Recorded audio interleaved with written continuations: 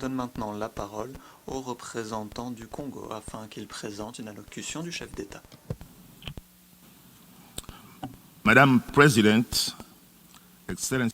Madame la Présidente, Excellences, chers collègues, j'ai l'insigne honneur To introduce Madame la Présidente, chers collègues, c'est mon honneur de vous présenter la vidéo préenregistrée de Son Excellence Denis Sassou Nguesso, président de la République du Congo, à l'occasion du débat général de cette 75e session de l'Assemblée générale. Je vous remercie. Monsieur le Président de l'Assemblée générale, Monsieur le Secrétaire général des Nations unies, je voudrais, Monsieur le Président, vous adresser mes vives félicitations pour votre élection à la présidence de la 75e session ordinaire de l'Assemblée générale de l'ONU. Je rends également un hommage mérité à M. Tijani Mohamed Band, votre prédécesseur, pour le travail réalisé lors de la 74e Assemblée générale. Je souhaite traduire toute ma gratitude à M. Antonio Guterres, secrétaire général des Nations unies, pour sa persévérance dans la recherche de solutions aux différents défis auxquels se trouve confrontée la communauté internationale. Monsieur le Président, le monde fait actuellement face à une crise sanitaire inédite qui met en relief les écarts flagrants entre les systèmes de santé des pays développés et ceux des pays en développement en termes de capacité de riposte aux grandes pandémies. Une telle situation interpelle les acteurs bilatéraux et multilatéraux sur les moyens adéquats à mettre en œuvre face à cette pandémie qui affecte gravement la survie de l'humanité. Dès lors, il importe d'intensifier la solidarité internationale pour une organisation harmonieuse et complémentaire des stratégies afin d'éradiquer cette pandémie.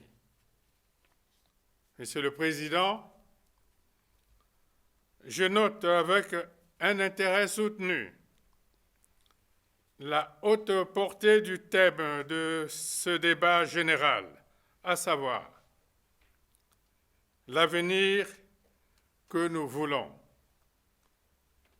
l'ONU qu'il nous faut. Réaffirmons notre attachement collectif au multilatéralisme.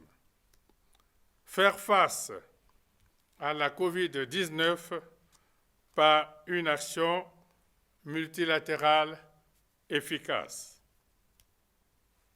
En effet, renforcer les mécanismes multilatéraux de coopération dans le cadre de la lutte contre le coronavirus, tel est énoncé le défi qui s'impose à l'ensemble de la communauté internationale au regard de l'ampleur des incidences économiques et sanitaires induites par ce fléau. À n'en point douter, aucune sortie de cette crise sanitaire sans précédent et aucun développement ne sont désormais possibles en autarcie. L'ONU reste donc le principal instrument en mesure de mobiliser les États dans le cadre d'un effort de compromis, voire de consensus, autour d'une action collective contre les inégalités et les vulnérabilités. Devant la conjoncture difficile que traverse l'économie mondiale, la réaffirmation du multilatéralisme constitue le socle essentiel de l'action internationale pour concrétiser nos engagements collectifs, en particulier pour assurer l'accès à la couverture sanitaire universelle, promouvoir l'éducation pour tous, protéger l'environnement et préserver durablement la paix. Monsieur le Président, en célébrant le 75e anniversaire de l'ONU et malgré les progrès accomplis, nous assistons encore à la résurgence des privations insoutenables pour les peuples. Ainsi, l'instauration de la santé pour tous enregistre des difficultés réelles.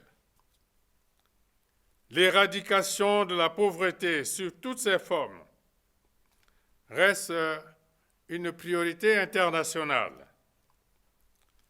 Cependant, nous n'y parviendrons que si les États disposent de ressources nécessaires dans un monde véritablement en paix.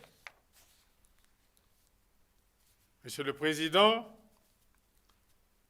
la République du Congo est préoccupée par la recrudescence du terrorisme et de l'extrémisme violent, ainsi que par la prédominance des conflits armés dans le monde.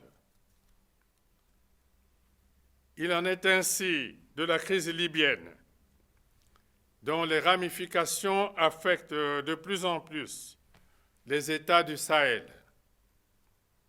À ce sujet, mon pays, qui assure la présidence du comité de haut niveau de l'Union africaine sur la Libye, réaffirme la primauté d'une solution politique favorisant la tenue de la conférence interlibyenne inclusive de réconciliation nationale.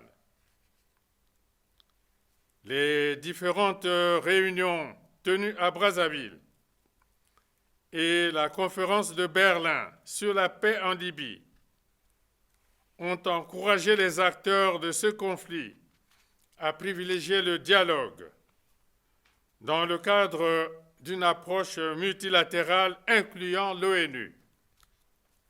À cet effet, la feuille de route adoptée le 30 janvier 2020 à Brazzaville reste d'actualité.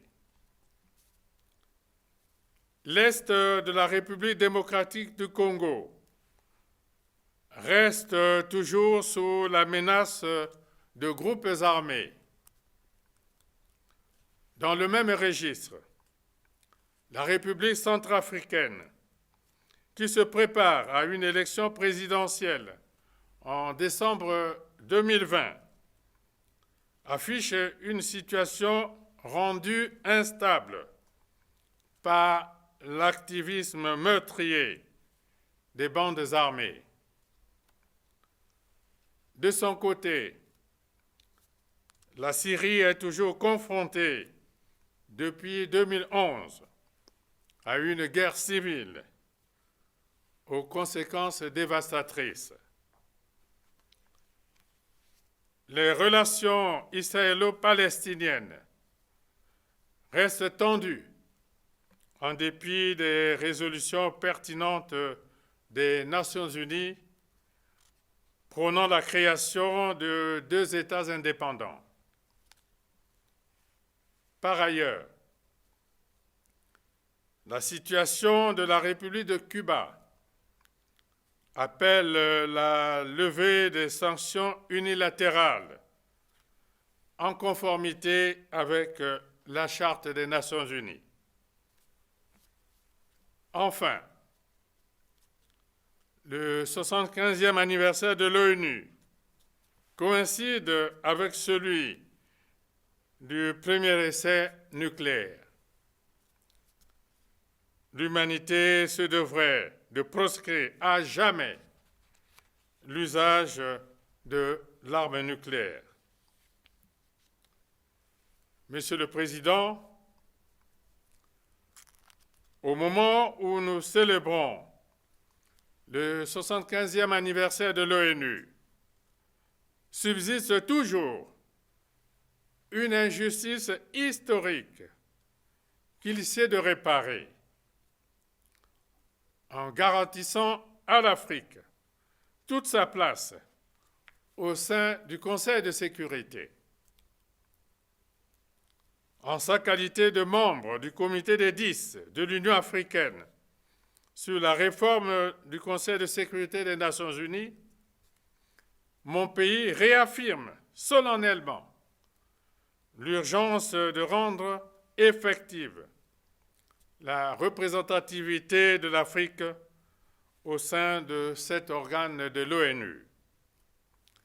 Ainsi, se consolideront davantage les valeurs de paix, de solidarité, d'équité et de progrès qu'incarne l'Organisation des Nations Unies.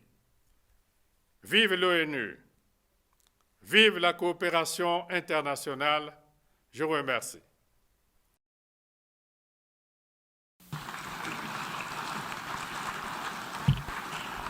En nombre de l'Assemblée générale, Au nom de l'Assemblée générale, je souhaite remercier le président de la République du Congo de la déclaration qu'il vient de faire.